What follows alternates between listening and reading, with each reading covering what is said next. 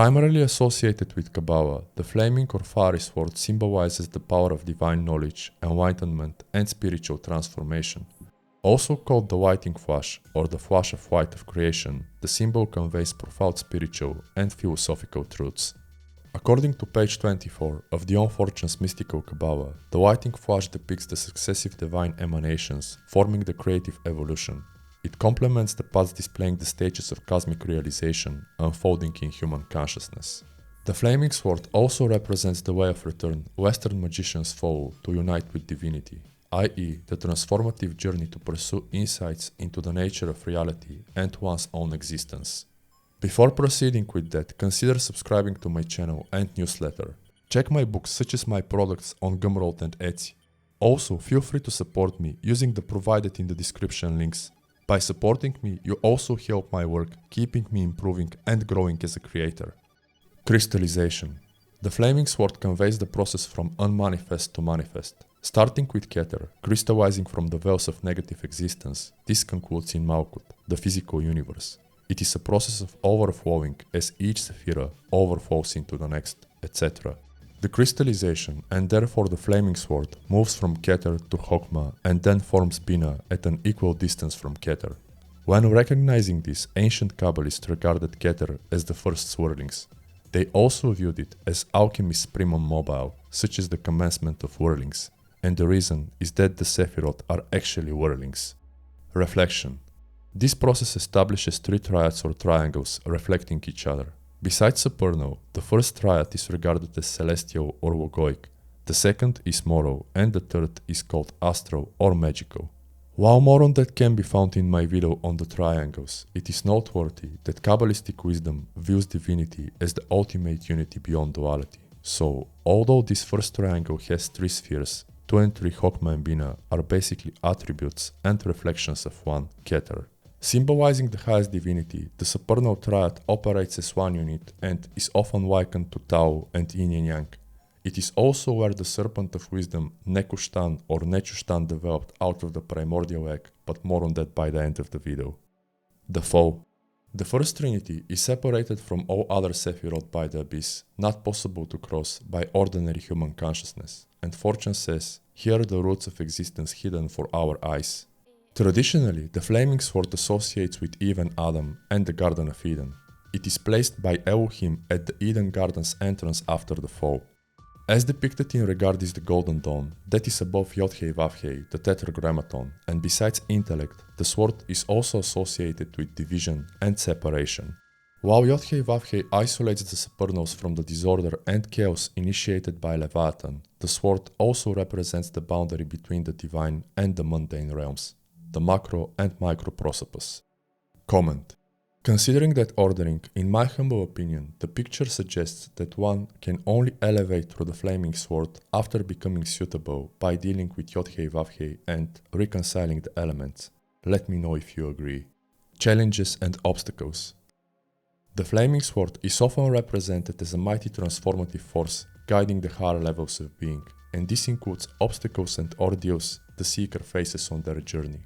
The lighting flash communicates that obtaining gnosis is only possible through effort and willingness to deal with one's demons and overcome one's limitations. In that regard, the flaming sword is also viewed as representing the intense energy, power and determination essential to growth and transformation, and I think this goes hand in hand with Gurdjieff's notion of superhuman effort. Individuation. In psychoanalysis, such a transformation implies accepting your shadow, assimilating as much of it as possible, and balancing your psyche's parts.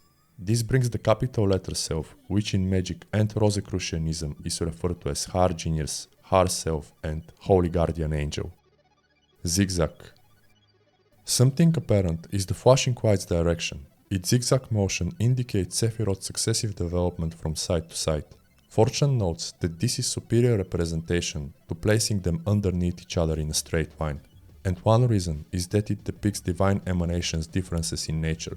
It also expresses how they group, reflect, and react to each other. Balance and polarities. The spheres are successively positive, negative, and equilibrated following the lighting flash. Each of the triangles consists of two opposing forces that are reconciled in a third. Chokmah and Bina reflect and unite in Keter, Chesed and Geburah find balance in Tiferet, and Netzach and Hod in Yesod. Each Sephirah is negative feminine to its predecessor and positive masculine to its successor, whom it influences, and more on that is in my video on the Sephiroth. Based on that, Fortune likens the Sephiroth to magnets with a negative and a positive pole. She also considers them bisexual. Astrologically, each sphere on the feminine pillar is well dignified when functioning in its negative aspects and ill dignified when acting positively, and for the masculine spheres, that order is reversed. The middle pillar spheres represent the levels of consciousness and the planes on which they operate. Let me know if you'd want me to dive deep into that. Transmutation. Kabbalistically, transmutation refers to transforming or elevating your consciousness from a more material to a higher and more spiritual state.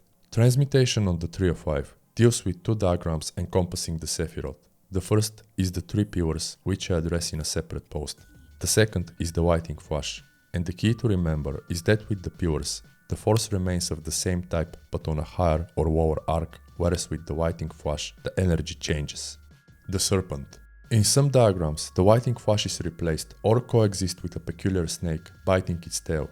Sometimes, while the former goes downward from the Ein Sof Or and Keter to Malkut, the second goes upward on the paths until it has its head in Keter. The lighting flash Fortune explains is really the unconscious descent of force and manifestation keeping equilibrium by moving from active to passive.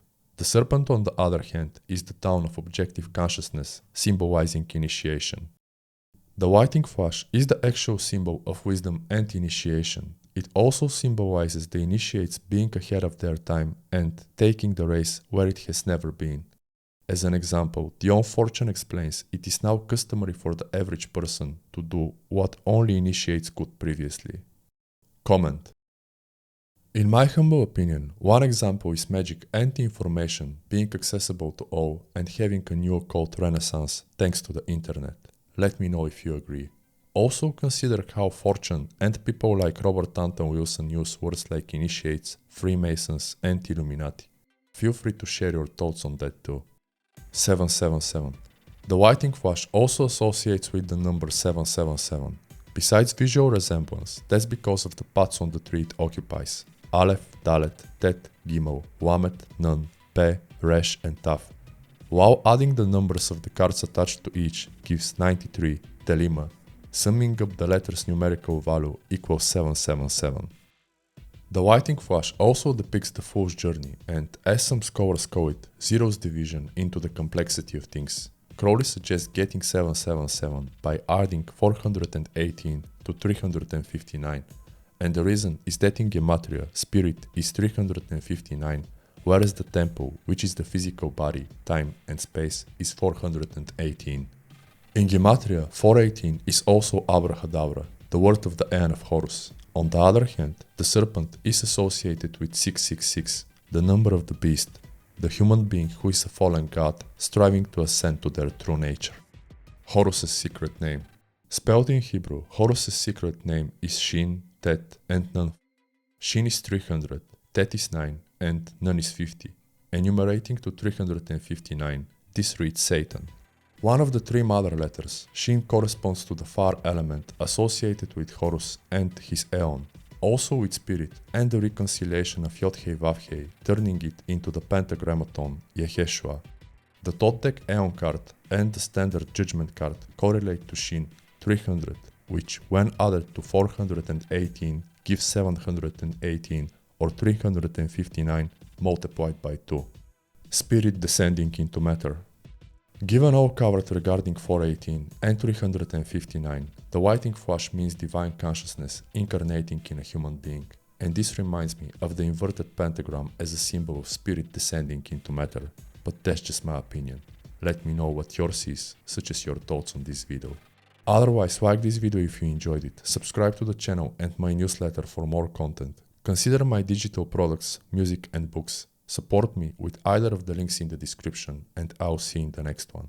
Thank you for your time.